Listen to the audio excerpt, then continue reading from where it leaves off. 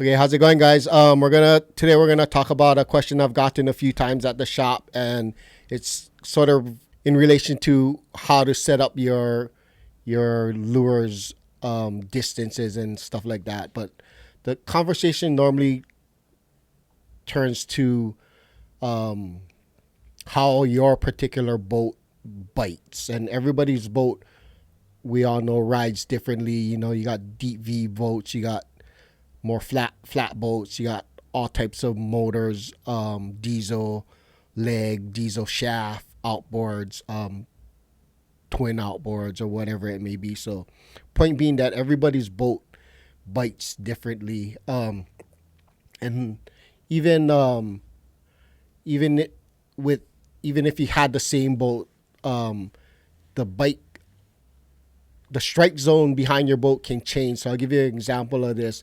When we first got our boat, we had it was a diesel motor, but it had a old older style leg on it, and um, it was making some sort of vibration, and we were only getting ahi bites on our long. At the time, we were running a long center, and we wasn't really getting that many bites. And what bites we did get was on the long center. And then the old timer told what my cousin one day, oh, the ahis know like the sound of your boat. You gotta let rather than try and figure out what the sound is that your boat is making, you just let your lures out further. And that's when we switch to having a long center to just running the two outriggers long, and then running the center sort of as a short flat center, because I figured it'd be better to have two lures way out than just one.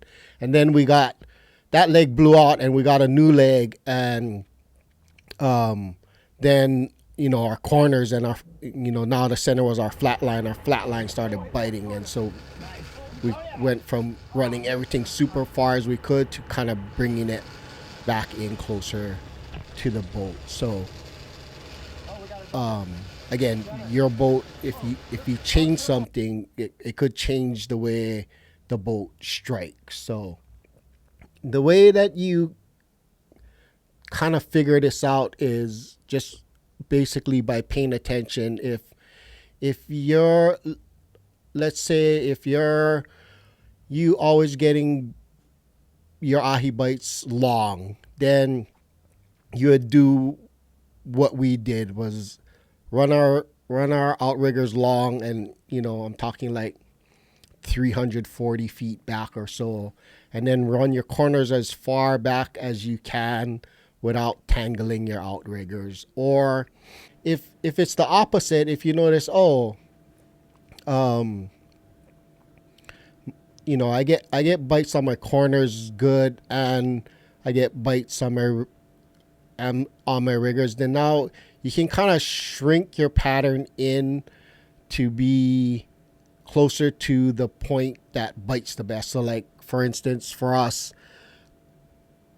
like I said before, we would always run our outriggers like 340 or so, and then when our corners started biting, we sucked our corners in a little bit, and then we sucked our riggers in a little bit as well, and kind of compressed our spread so that more of our lures were in our strike zone. So if your corners are biting good, now you have the luxury of bringing in your outriggers more, and you could run them your riggers the same distance, but the value for us guys with small boats of running our outriggers a little closer, if you can, is that you don't got as much slop of the line dragging in the water.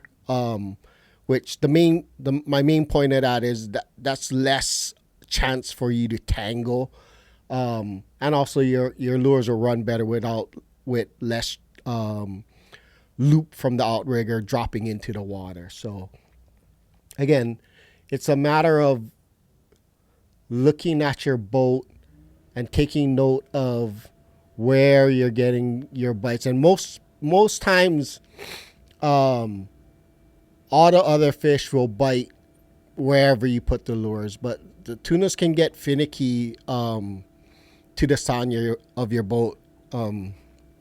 One of the really good charter boats here on Oahu, who's known for catching a lot of tunas, Josh here shooting videos for us.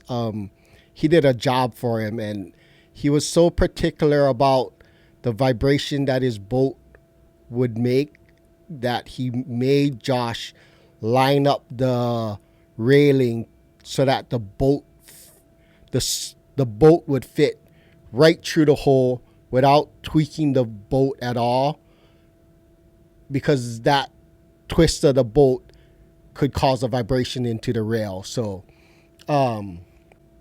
again, rather than trying to solve the problem, trying to figure out what noise it is, sometimes it's best to just run your lures longer. And then again, if your boat is a boat that tends to bite closer, now you can run your outriggers much closer to your boat, and that'll benefit you by not tangling, and you can get more action out of your riggers and keep those lures in the strike zone.